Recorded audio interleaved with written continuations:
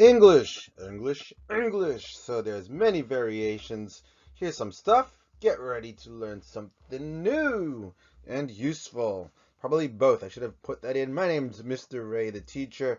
There's my social media. Don't forget to subscribe.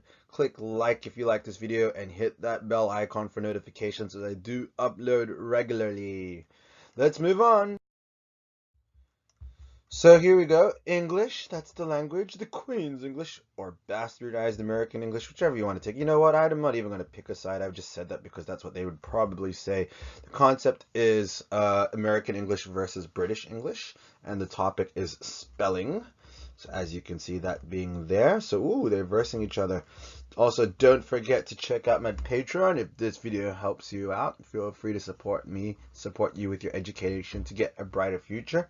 Here are maybe some useful tidbits to find out what the differences are, because maybe you might not have even realized this, or maybe you've seen it and asked why. Moving on. So here we go, spelling. Although this language is the same, English has many different variations. There can also be variations in the same country where there are regional variants. So for example, in England, what sort like this, you know, like what I mean. So like, I'm going to catch the bus on Tuesday. Maybe go like this and you go to Liverpool and you catch the bus on Tuesday, you know what I mean? So, you know, there's heaps of accents, and that's just one country. But because, yeah, different areas, and that's can't really be helped. Pronunciation differences result in different accents, and there are also spelling difference too. Accents. And yeah, there are also some common ones in American English and British English too. The spelling differences. Yeah, I totally messed up this slide, but I'm moving on because it's late and I'm pretty sure you know how to read. So here we go, color. So it's color or color. We say here color, but there you go. Favor or favor, savor or savor, neighbor or neighbor, flavor or flavor also too. As long as it isn't a word pronounced like flower, then you're okay. So yeah, you don't take out the U on flower, otherwise you'll have something that sounds like floor. I don't even know if that's an English word, like floral, if you put AL after that. Not happening. And what about words with og, O-G-O-G-U-E? There you go, analog and catalog. There you go.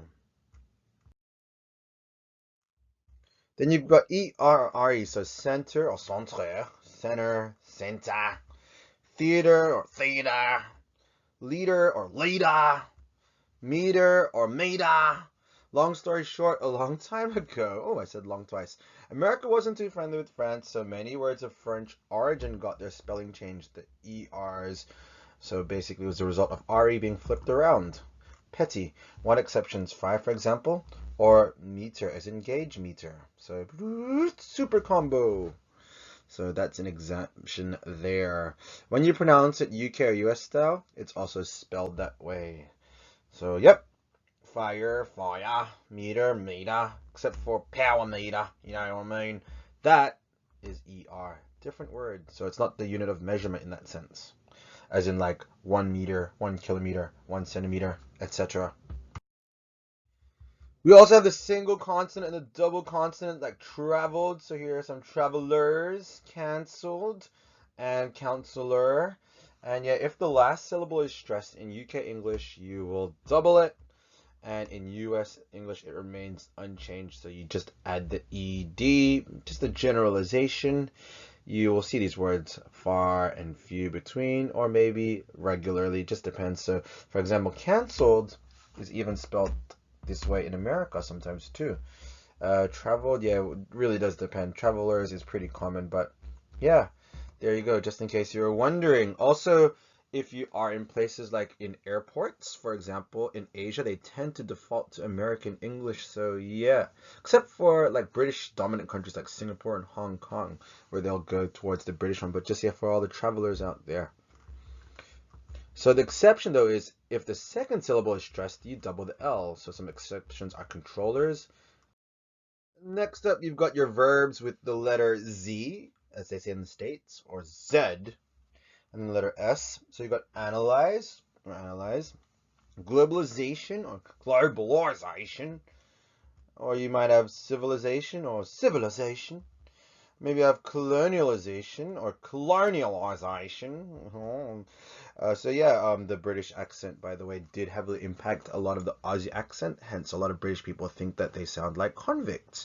Then you got organize, and then you've also got your verbs with SE or CE. So you got defense, and the opposite of that being offense. It can also mean, for example, offense as in being offensive material or committing a wrongdoing, because you know some people like SJWs get super offended. Oh, I find that offensive. You should have said no. How about you take a step back and realize that there are much worse problems than the little pragmatic things you're overanalyzing. Yeah. Then you've got the dropped E, like aging. US will always drop the E. Then you got mom versus mum. It's really funny when like Aussie people tend to go mom. Why do you write it mom? Yeah, fair enough, I guess. So like there is a single consonant, so maybe you pronounce it O instead of but mom or mum. Here's some random trivia. So it depends on your mother tongue. The reason they use mama in so many languages to signify one's birth mother, one's mother, or matriarchal figure is because it's the easiest syllable to pronounce. So if you're a baby, you don't want to really give the title of a mother supercalifragilisticexpialidocious. Oh my goodness, the deity be up there help you, because that's a long word to pronounce for a baby that doesn't have any like spoken ability, like language ability. But yeah, something like mama, very easy for babies to say. That's why across many languages, that's why the mother, it's like mom, mama, like that. And yeah, it does depend on your mother tongue. And when if you say mommy or mummy, do you mean this guy?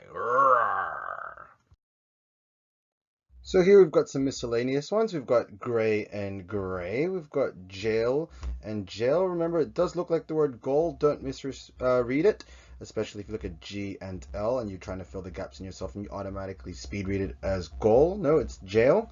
Then you've got encyclopedia and encyclopedia. So I think it's a Latin root here, the AE for E, not the at when you can join it, the phonetic symbol. And that's there as an example. There's artifact and artifacts, pronounced the same way, but the E, Illuminati confirmed. And then you've got airplane or aeroplane. You say it really quick, it does sound the same. Again, the French beginnings here, the roots of this word being in French, and the Americans not liking that. Let's just change it. So what's acceptable? As long as you're mutually understood, realistically speaking, either is fine.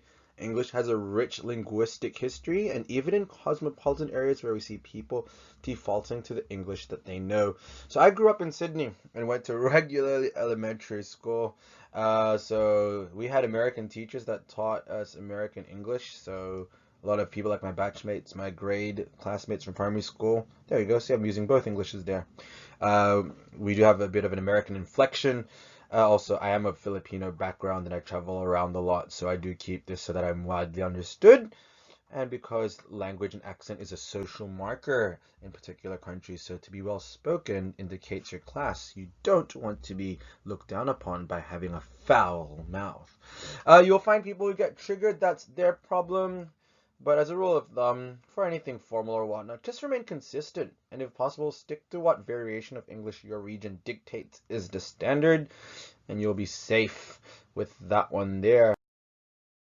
So let's wrap things up. If someone asks you, what did you learn today? Don't waste the taxpayer dollar if you're a public school student. Here's an answer for you. So there are many ways that people speak English, and there are differences in pronunciation. That means different accents. Also, this happens due to the fact that there is a mixed language. So English is a mixed language with many words coming from German, Greek, Latin, and French, etc. Also, spelling is impacted, so not just the way you speak, but the way you write.